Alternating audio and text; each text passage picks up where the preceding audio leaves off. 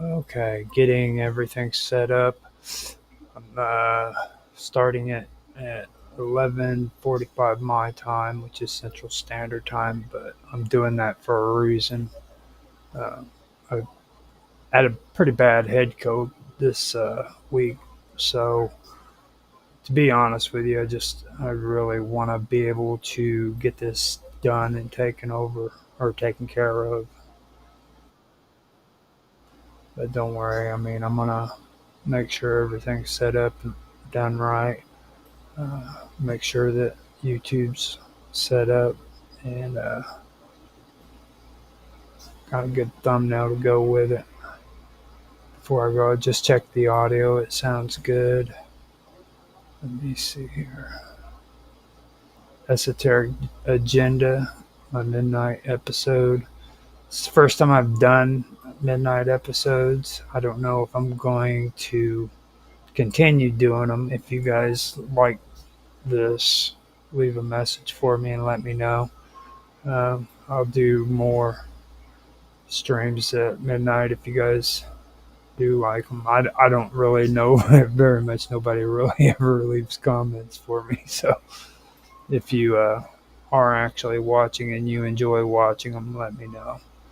And I'll start making them. Okay, so here we go. Sounds good on Rumble. Sounds good on YouTube. Checking Kick. Kick sounds good. And so does Twitch. DLive is actually running. And it's running without me having any problems. Svetlana said earlier that I need to add my other channel links to the description so that they can find you guys can find me on DLive.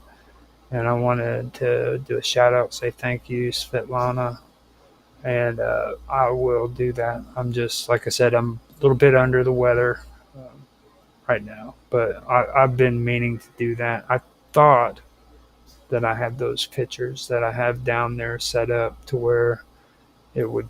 All you got to do is click on one of them, and it sends you to my Minds. But the weird part is that's the Minds chat. Um, and the other one was Skype. So yeah, I'm gonna have to uh, change that one around. But the two pictures down below on DLive, the second one or the first one on the left hand side will take you to my Minds. Uh, it's supposed to be taking me to my Minds profile or timeline, but it's taking me to the chat instead. So, did not mean for that. Oh, well, it's my Live with Roger Hanson chat. So, if you guys want to contact me on Minds, you can click on that one. I'll just go ahead and do something without the silly picture on there. Gives me something more to do, I guess. So tonight is my episode of Esoteric Agenda. This is my episode 12. That means that it is the last episode I am doing for this season.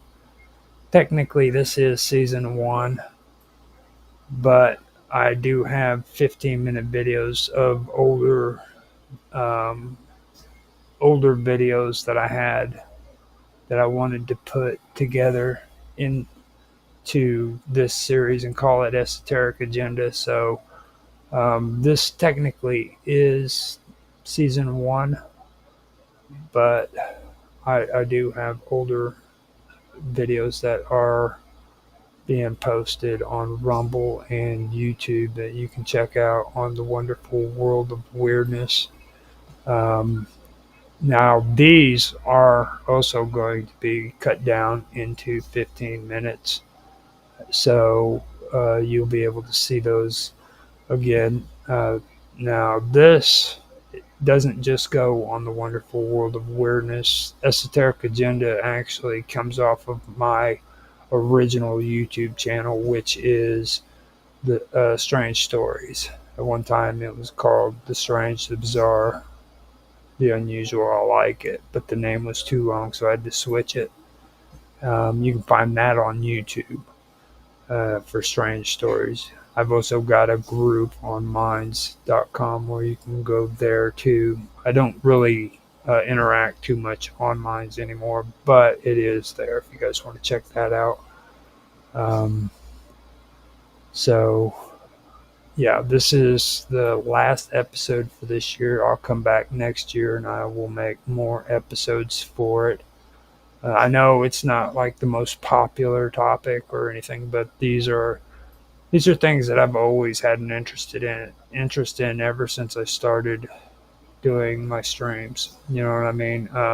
They're not the most popular. They're not. It's more about the esoterics basically. But I this time I was a little bit better on it. I took it a little bit slower, in my opinion. So I'm really satisfied with that.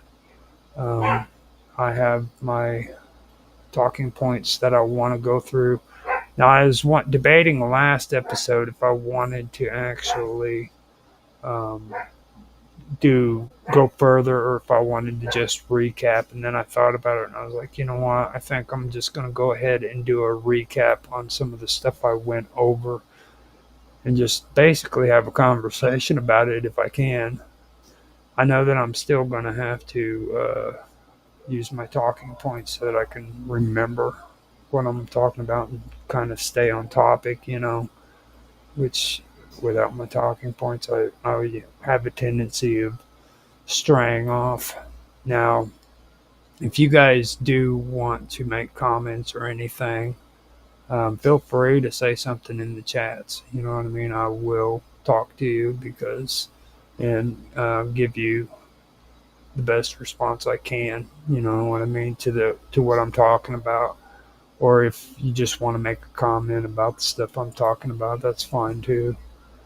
So I have my chats opened up so that I can tell if somebody sends me a message on Rumble, YouTube, Kick, Twitch, and DLive.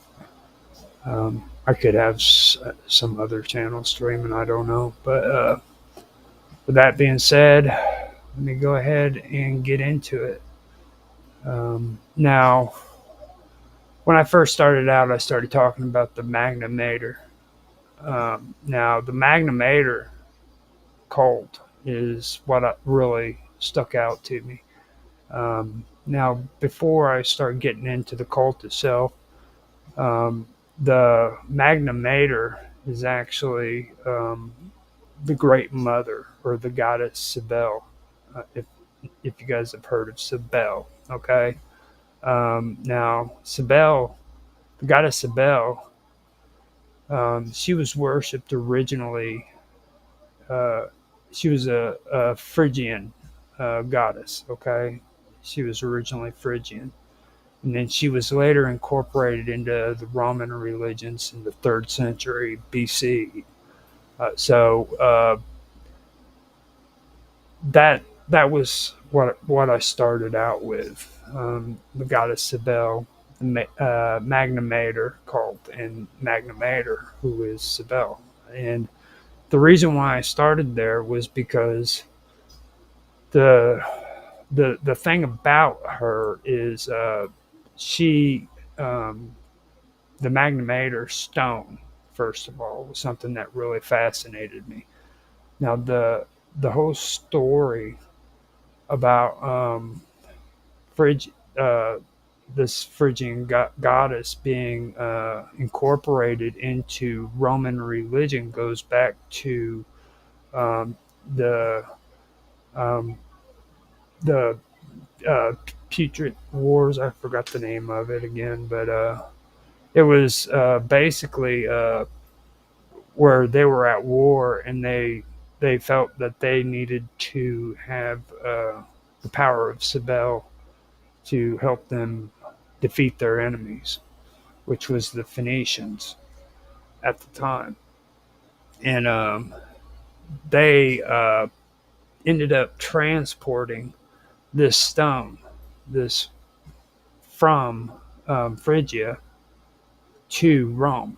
Now, this stone, it wasn't shaped or by a sculptor or anything. It was naturally shaped to where it looked like it had a resemblance of a human female, and it was very, very important to him. Now, it was solid black.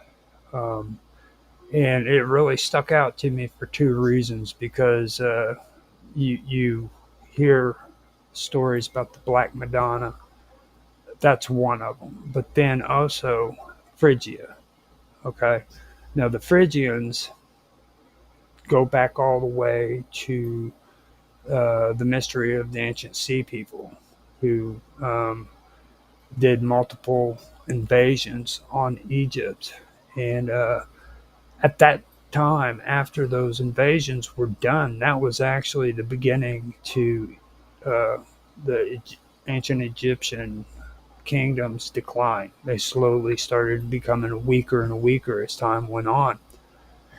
And I don't know, this is conjecture, but what if this stone had something to do with that? You know what I mean? What if they actually took this stone from Egypt all the way to Phrygia and left it there, and they used it to worship, the Great Mother or the goddess Cybele?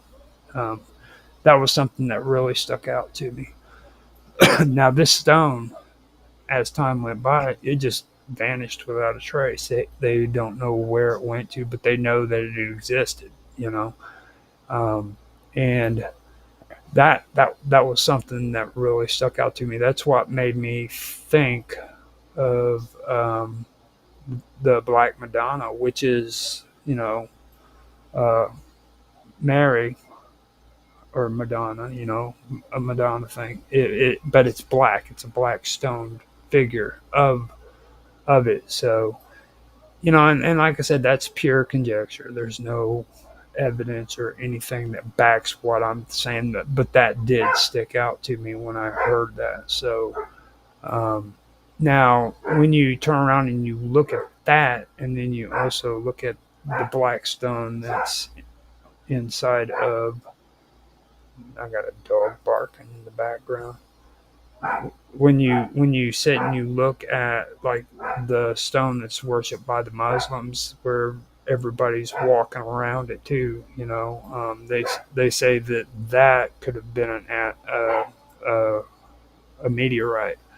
Well, what about this stone? It could have been a meteorite too, or this could have actually been the stone, if not a part, or that stone could be a part of this stone right here that's being mentioned, because it disappeared. Um, Things like that really sticks out to you. And this also, the reason why it makes me think of the Black Madonna is because the Romans, when they worship Magna Mater in their rituals and everything, all of this had to do with Roman virtue. It also had to do with like religious and civic duties. You know what I mean? That's what um, that was the ceremonies that they had.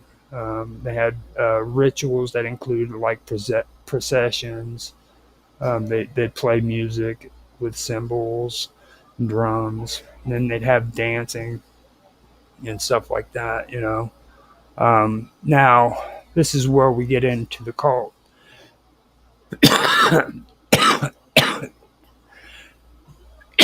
Excuse me, guys. If I do that again, I'll mute out.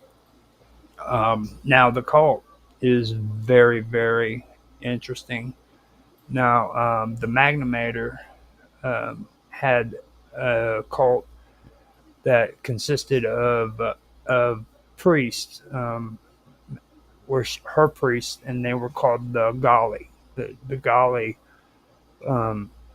were priests that practiced self-mutilation. And that was weird. They didn't do it in public. No, in public they had like the processions and the music and the dancing and the drums and stuff of that nature. But in private, in behind closed doors, these priests believed in going into frenzies and self-mutilating themselves. They would make themselves into eunuchs by castrating themselves, and this was a part of their ritual. Now, this is where it starts getting weird. Okay, the priests underwent ritual castration, and they did it uh, as a devotion, and their devotion was them imitating um, a myth that was believed back then of a god named Attis. Okay, now Attis, when you listen to people who believe in like ancient astronauts, ancient aliens, ancient astronauts and stuff like that, and people who are into metaphysics or the cosmos, things like I've been talking a lot about. You'll hear a lot. Sometimes you'll hear people talking about the pine cone, especially with the Sumerians. You'll see something that looks like a pine cone in the hieroglyphs. You know what I mean? And you'll see it everywhere. You'll see it all up. Now, Attis, excuse me, was the consort of Cybele. Okay. Now, the whole story behind this myth is very, very interesting. Um, um, and it's believed that uh, he castrated himself in a frenzy of like divine madness. Now, his story, um, what that did is that kind of that that appealed to like a lot of mystery religions in the Roman world, basically. Now, and the reason for it, that these people who it appealed to were people who like were seeking personal salvation through suffering, initiations, and rebirths and stuff. And you'll see people who are really, really deep into the Catholic religion where they will whip themselves. Okay. And this is an actual practice where they'll take their shirt off and they will literally whip themselves, and they believe in this stuff, and it's actually truth. There's nothing false about that. So that's one thing that really stuck out to me. Now, the castration, that goes all the way back into Roman and Greek mythology. I believe it was Kronos, or Kronos, who castrated his father Uranus, which I had covered in a previous series that I did, Ancient Mysteries. But that goes all the way back to there. Um, and it's practiced. It was practiced all over the ancient Far East. You actually rose in status if you castrated yourself and joined one of these cults, or even if you were a part of a royal court, you know what I mean, and you were a eunuch, it actually helped you. Uh, so that's something that, even though it is weird today, it was something that people actually did, and for a lot of different reasons. You know what I mean? Now, Attis also symbolized like a form of divine suffering and transformation, basically, is what it was. And like I said, he appealed to certain mystery religions. Now, the rituals of Attis, um, particularly as they evolved. as they evolved in the Roman cult of Cybele, it it did involve like powerful symbolic elements, and the pine tree was one of them. This is where the pine cone enters the story.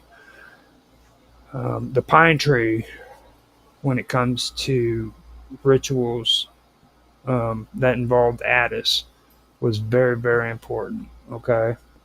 Also, the bull and the disc. Okay. Um, Now, these three things, the disc, the bull, and the pine tree, okay, they all played like distinct roles in mythology and religions all over the place, not just in Rome. Okay. Um, Now, this also has to do, you got to understand, with Attis's death, his rebirth, and and it also had a spiritual significance. And I guess the best way that I can do this is to basically kind of give you a breakdown of what the myth is. Now I can tell you this. Okay, now according to most of the common versions of the tale, Cybele fell in love with Attis. Okay, but she, even though she fell in love with Attis, he became involved romantically with a mortal woman. Now, in a fit of jealousy and rage, Cybele drove Attis mad, which led him to castrate himself. Uh, and he did that in a frenzy beneath a pine tree. Now, the story after that varies. He either died or he was transformed. Um, Now, the pine tree became sacred in his honor. Now, in some versions of the story, Cybele later comes back and resurrects him or grants him some form of eternal life or spiritual immortality. There's different versions of it determined, you know what I'm saying, determining on where you hear the story from. Because you got to remember, it's not just in Rome, but it's also in Phrygia, or the Phrygians in Phrygia actually believe this too. Okay, so that's the basic uh, tale. That's basically how it played out um, with Cybele and Attis. Now the black stone, what I said. Now during the festival that takes place, this black stone that's supposed to represent the goddess Cybele, it was paraded through the streets. Then you had like dramatic performances, and then they would do sacrifices, and they were all conducted. There was one that I actually saw on YouTube that was kind of cool. It was, well, it's cool to me because I'm into history, but they took a bull and they literally took the bull, put it up on like a, well, I guess you could say a table, and then they had one of the villagers, and this happened here in today's world. They put one of the villagers underneath the bull, and then they freaking cut the bull's throat and allowed the blood to flow down on top of him. It's really, really, really strange, but that's what happened. It actually put that's how they would do it. You know what I mean? And that was their sacrifice with this bull. Now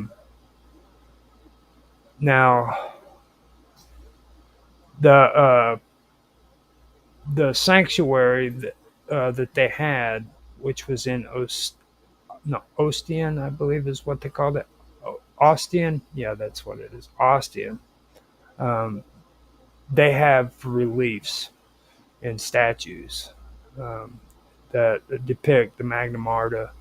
Now, the weird thing about this is like Magna Mater, I keep calling it Magna Mater, but it's Magna Mater or Cybele is enthroned, okay, and flanked by lions, uh, which is a common symbol for her, uh, um, which represents power and untamed nature.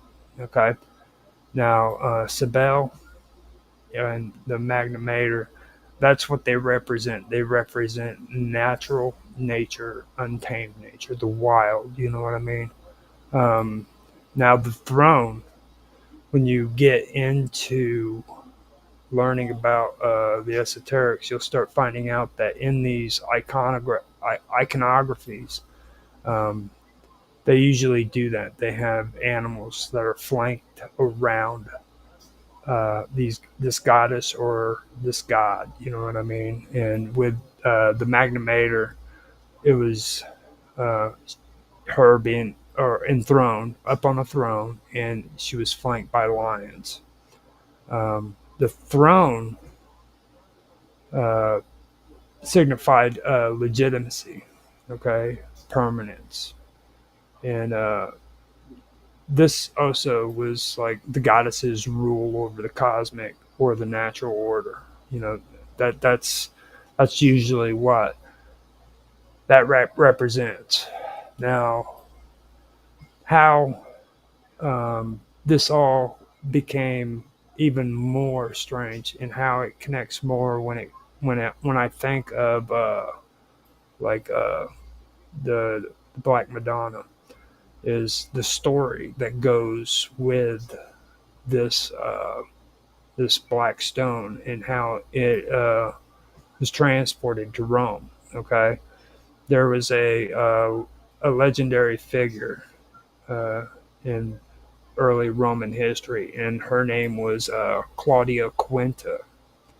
And it's a very, very interesting story. Um, Now, she represented Roman virtue, particularly the idea of pedicitia or chastity. Now, I've mentioned chastity, and I before I get into all that, I do want to go through this whole thing with Roman virtue and chastity when it comes to Claudia Quinta. I can come back to that, but this this is what really stuck out to me when it comes to the Madonna, the Black Madonna, and when it comes to uh, the Catholic belief in Mother Mary and all of that. According to the tradition, when the Romans decided to import the goddess from Phrygia, which is modern day Turkey, to Rome, um, this was in response to prophecies that were made during the war with Hannibal. Okay, the Punic Wars. That's what it was. I now I remember. Now that's the reason why they wanted to bring her to Rome was because of these prophecies that were made during the war with Hannibal that said that if they brought this this black stone from Phrygia to Rome, it would give them protection and victory. Okay. Now, her sacred image, like I said, was a black stone, and it was believed to embody the goddess. Uh, Now, this was transported by sea. So, as the story goes, the ship that was carrying the Magna Mater, it reached the mouth of the Tiber River, and it became stuck and couldn't be pulled upstream. Now, the priests that were there interpreted this as a divine sign, and they decided that only a woman of perfect chastity could successfully bring the goddess into the city. So while that was going on, Claudia Quinta, uh, who was a Roman matron of like noble birth, um, she had been the subject of rumors and slander concerning her virtue, and because of that, she stepped forward to prove her innocence in devotion. Okay, so she prayed to the goddess for vindication. Um, and when she did that, she was asserting her chastity before the people and the gods, and Magna Mater herself too. So um, then, according to the story, she miraculously hauled the massive ship free with her own hands and nobody else, just by herself, thereby clearing her name and winning divine approval. So that is how all of that plays out. Now, later on, I want to get into something else that I was discussing. I'm not going to go through everything I did in these episodes because I know I covered a lot, but that actually plays out to another area that I want to go into that concerns the lotus, and I will get to that here in a minute. But before I do, I want to talk about Ostanus. And I keep calling him Osanus, but it's Ostanus. Now, Ostanus, before I get going, there's no proof that Ostanus ever existed. But Ostanus, the name Ostanus, is mentioned in all tons of texts that that are about alchemy. They're about mystery schools. They're about magic. All of that. The term Ostanus is mentioned, and that's because Ostanus is supposed to be a master of secret arts, particularly in the realms of transmutation, the preparation of elixirs, and the spiritual dimensions of matter. That was a big one. Now, he was also credited with describing the stages of alchemical work. And now these often included operations like calcination, dissolution, coagulation, and sublimation. Um, Now, each with both material and spiritual implications too. That's the important part. When people look at alchemy and they hear the word, you know, alchemist, they think that these people were trying to turn lead into gold, which that's what a lot of people have been led to believe. But then they hear words like the Philosopher's Stone and they don't put two and two together. Okay. Now, this is the stone that these people believe in. Okay. They believe in it 100%. And I've mentioned this in previous episodes, and I'll mention it again. Now, they could have called this stone anything they wanted to. They could have called it, the transmutation stone. They could have called it, the dimensions of matter stone, spiritual dimensions of matter stone, but they didn't. They called it the Philosopher's Stone, and they did that for a reason. This had a lot to do with philosophy. It didn't have to do with the physical transformation or it didn't just have to do with the direct transformation of lead into gold. That was a representation of what they felt that they should do with themselves spiritually as well. Okay. Now, like I said, he was credited with the stages of alchemical works like calcination, dissolution, coagulation, and sublimation. Now, they had both material and spiritual implications. Now, they weren't only physical, they were also allegorical, and they symbolized the journey of the soul through suffering, purification, enlightenment, and union with the divine. Okay? This is what Astonis was supposed to have contributed to alchemy. Okay? Now, he's often credited in ancient and late antiquity sources with the introduction of popularization of what they called the magic techne, or the magical arts. Um, and he introduced that into the Hellenistic world. Now, the term magica techne, which is Tecne, means the art of the magi. Okay, um, so this basically implies that it's more than just sleight of hand or superstition. You know what I mean? Now, for Astonis, uh, he had this thing about what he referred to as the divine spark. Okay, and for Astonis, to awaken the divine spark within yourself involved rigorous discipline. Okay, so first you had to go through physical purification, and there's mental concentration, and often there was the use of sacred rituals and materials uh, from the pharmacopoeia.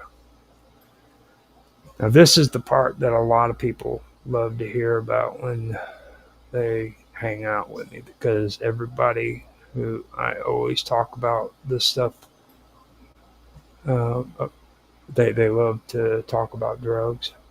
And yes, it is there. Even though I do not condone the use of drugs and everything, I do have to say that there were people who were ancient alchemists who believed in this cult, and there was an actual cult, and it was called the cult of pharmacopoeia. Okay, and this actually existed. Um, now, now, this process was not unlike refining gold from base ore. Just as matter required multiple stages of calcination, dissolution, and distillation, so too did the soul require testing, cleansing, and distillation.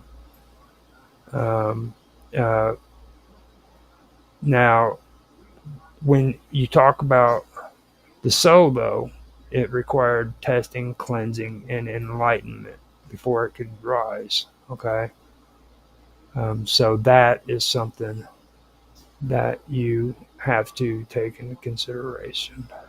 Hold on while I block a spammer on Twitch again.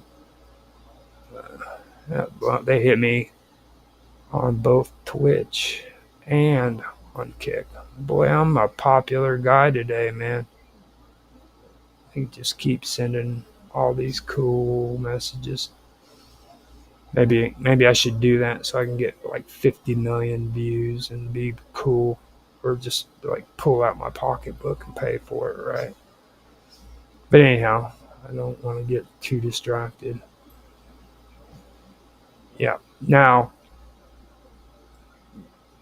that's something that I wanted to say. Now, the whole thing behind Astonish, okay, to awaken the divine spark, um, uh, in involved the process. Now, this process wasn't unlike refining gold or base metal. You know what I mean, or base ores.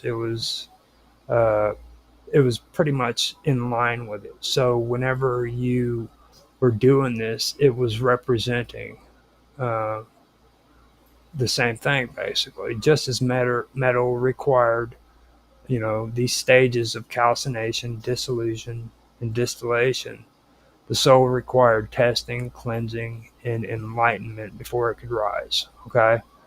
Now, that is the basic interpretation of it.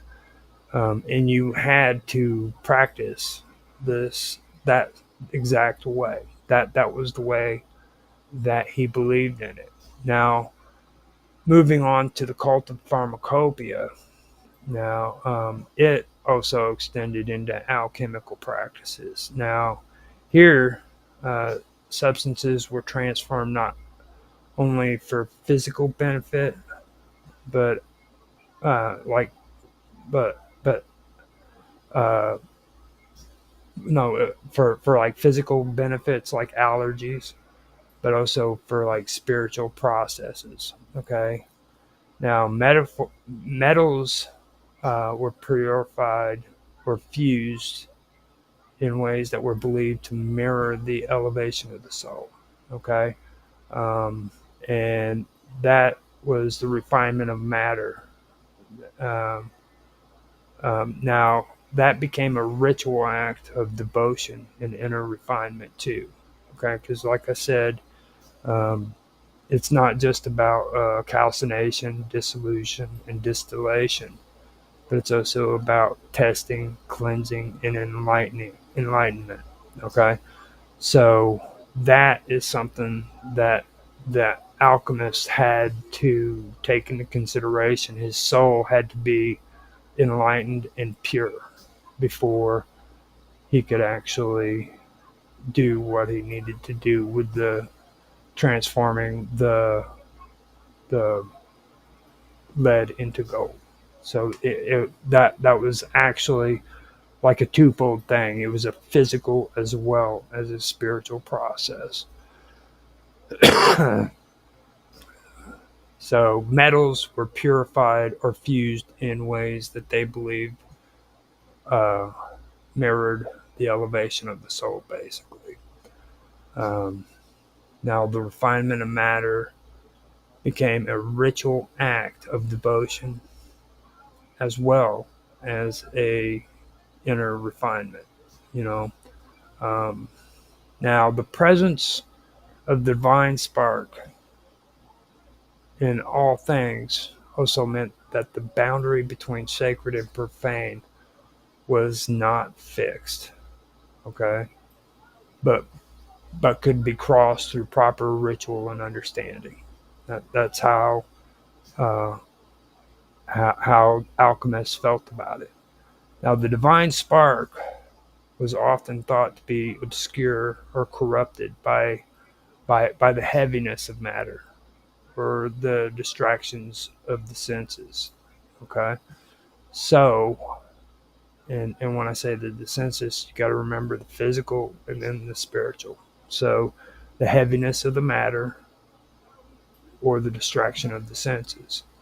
Um, so much of Astonis's esoteric practices um, likely centered on stripping away illusion and impurity. You know what I mean? That is a lot of what actually was taking place there. So when you look at the whole process of alchemy and you see how they did their their practices when it came to trying to uh, transform lead into gold, that's what they're basically trying to do. Okay, they're trying to strip away. Well, not only that, but spiritually, they're trying to strip away illusion and impurity. The realm of the soul, or in the realm of the soul, Astonis taught that humans cannot achieve spiritual elevation purely by will or intellect. Okay, now this is this is where things started getting weird. Now he believed that a spiritual guide or a divine intermediary or a celestial intelligence was required in order for the soul to be drawn upward. Um, Now, these intermediaries, they weren't always visible or personified. They were a part of like the cosmological structure, um, in which like higher truths filtered down through levels of being. So, rituals, symbols, prayers, or inner devotion served as tools to attract the presence of, of these mediators. For Astanas, these beings or energies, uh, they weren't optional spiritual concepts. They were essential. You know what I mean? You had to have them. Without them, transformation was either incomplete or it was corrupted.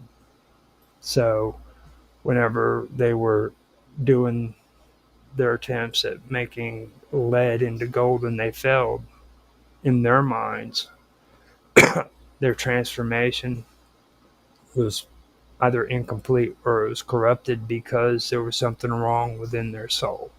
You know what I mean? Because they didn't have the presence of these mediators to help guide them. They believe that. This is all from Ostanas, you know. And I've been trying to talk to Mr. Robot about this guy, and like he really has a hard time of grasping them.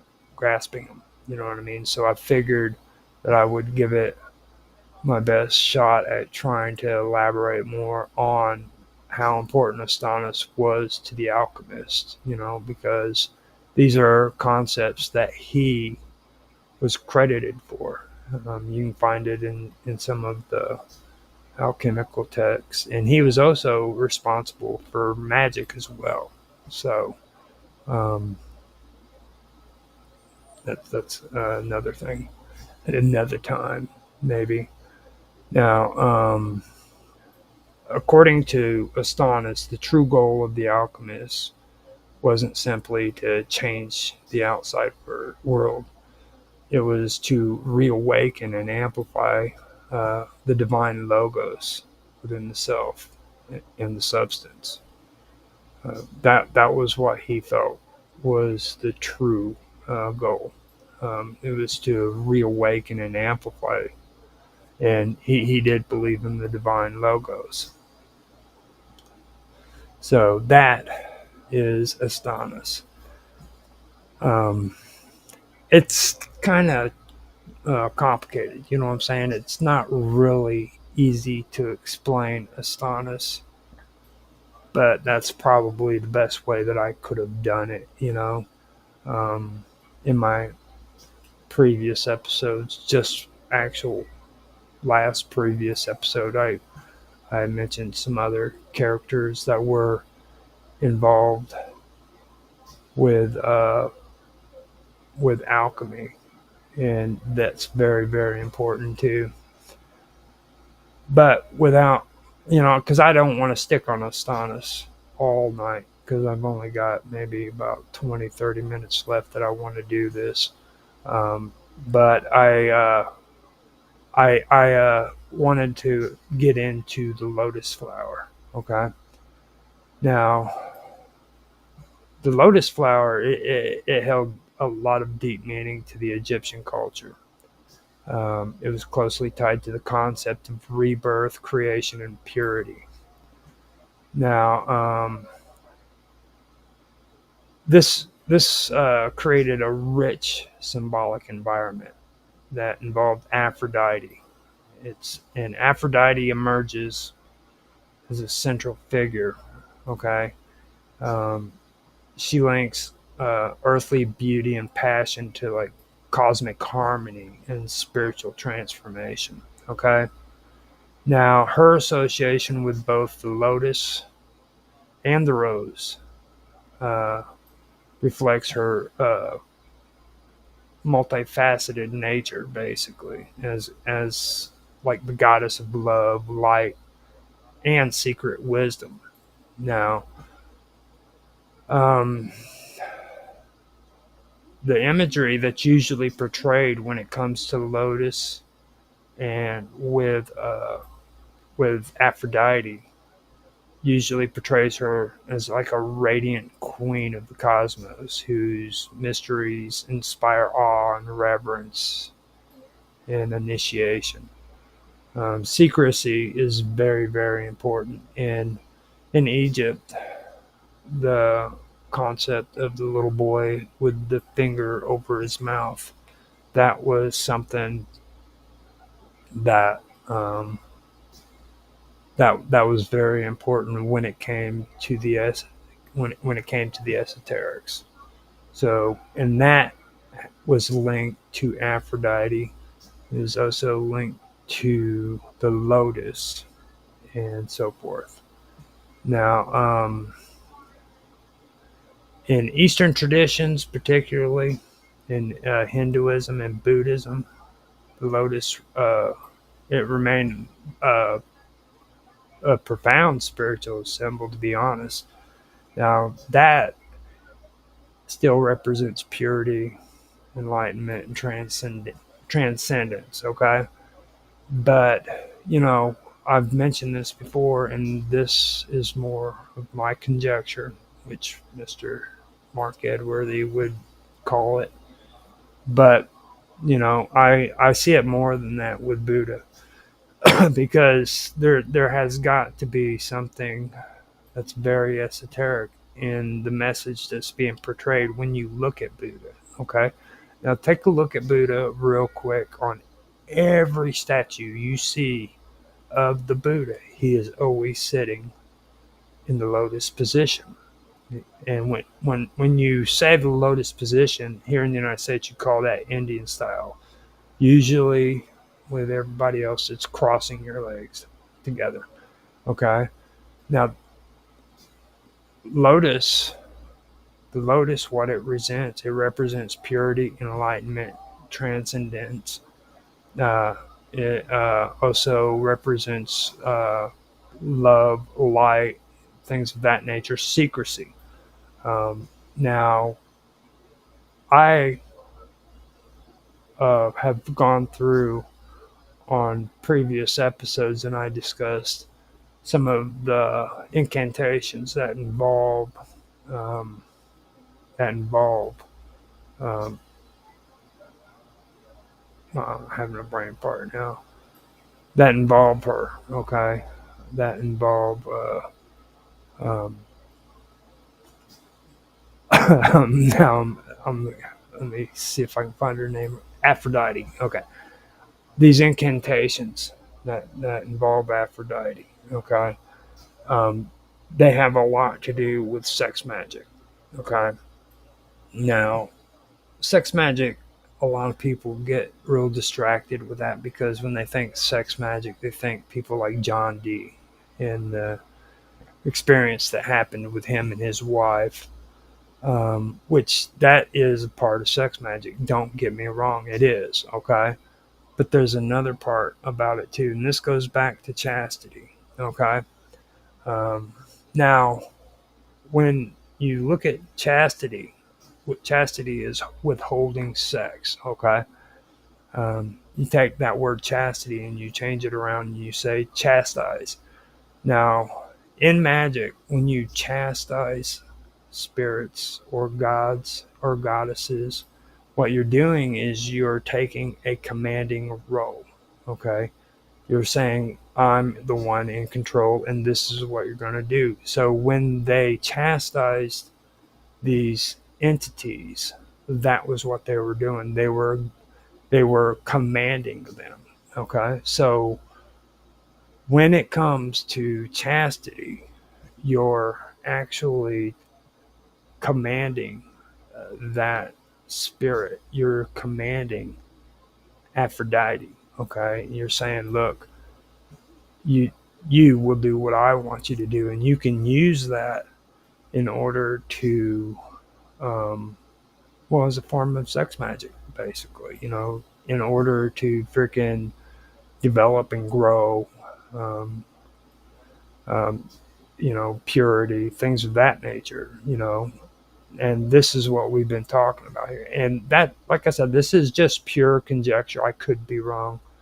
I'm most likely wrong. I'm wrong about maybe 99.5% of the stuff I talk about. But reading through this stuff, it really sticks out to me that could be what it means with Buddha sitting in the lotus position. It's where that's your secret spot. That is where you command this form of magic. You know what I mean? You control it, and it's chastity. It's chastising these entities that are involved with sex. At least that's what it seems like to me. And like I said, I know it probably sounds awkward hearing it, but I usually don't have very I don't have too many problems with discussing sex. You know what I mean? I think that it's probably something that would make people a lot more healthier if they were able to openly discuss it. But it's just a thought that I have. You guys can take that on your own um, level if you want to take it. If you don't, I'm fine with it too. It's fine. It's just something that really stuck out to me. And it's like I said, I really wanted to start this up early so that I could get through it and be done with it, because I'm sick of it, sick as a dog.